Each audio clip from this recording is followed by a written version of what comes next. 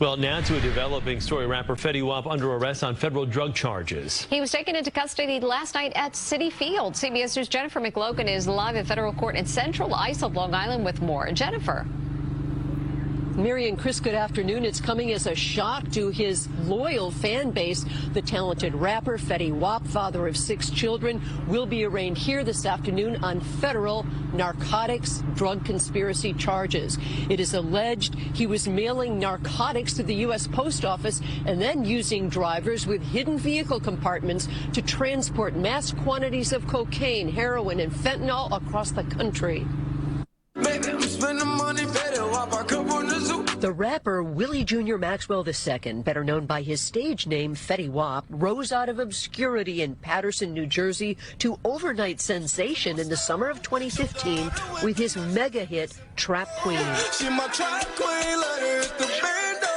2 top singles followed, 679 featuring Remy Boyz and My Way remixed featuring Drake. He's mostly stayed out of the spotlight the last few years, and that lack of money and prestige, said a source, were motivations to allegedly get involved in the drug trade.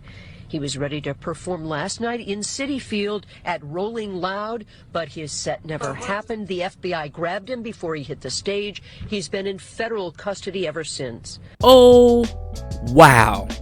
Fetty Wap couldn't see that being involved in the streets wasn't a good idea. Let's talk about it. It's that guy, Big Soji, Not Useless Podcast. Like, comment, subscribe, share, hit the bell for notifications. Subscribe to the channel, man.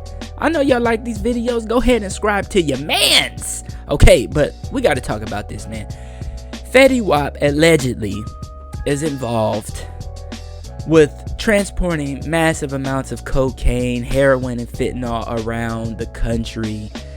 And if that holds to be true, Fetty Wap is an idiot. He's a big idiot because he hustling backwards, man. Okay, you know, he lost his brother. I can see how that would affect somebody deeply. But then, you know, you walk away from your main source of income, hip hop, making music. I'm sure he wasn't motivated after his brother.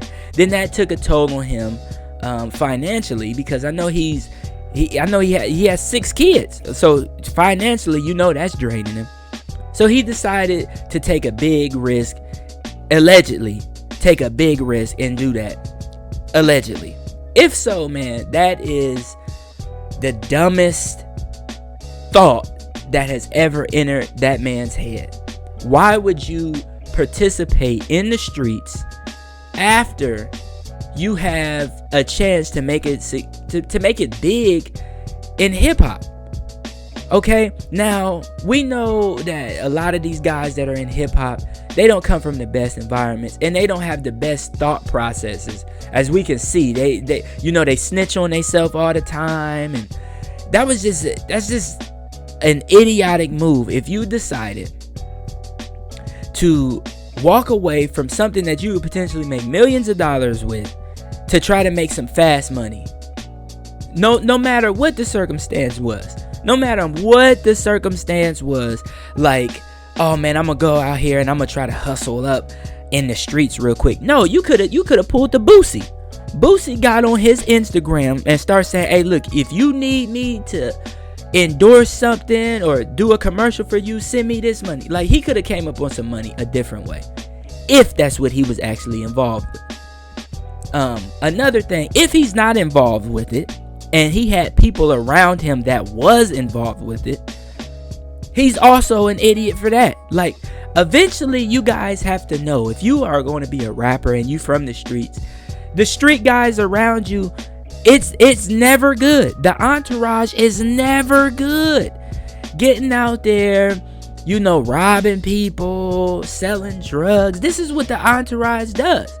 Eventually, as you see rappers, they get older, if they can get older, if they survive, if they're not in prison and they get older in the rap game, you start noticing their entourage shrinks almost every year. It gets smaller and smaller and smaller because they start realizing, like, why am I paying for tickets for these dudes? Like, they not doing nothing for me. They making it harder on me.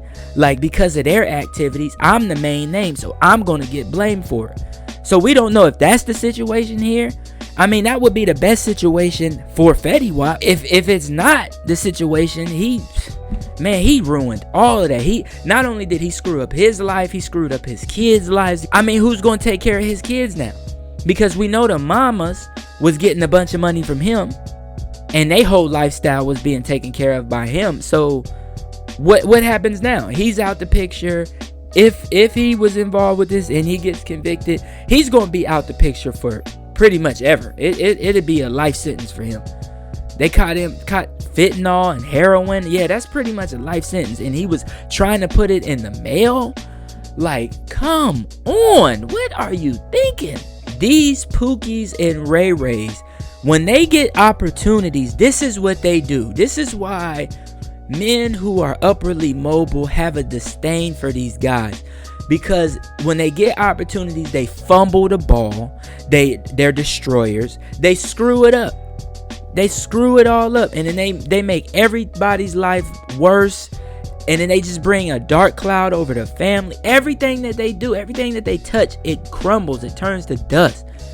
And that's why we got to get rid of these Pookies and Ray Rays, bro. Because this is what happens. This is the type of stuff that they do.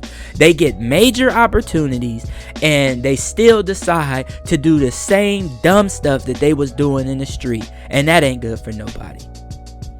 And that's all I got to say about that. It's that guy, Big Soji, Not Useless Podcast. Like, comment, subscribe, share, hit the bell for notification. And we out.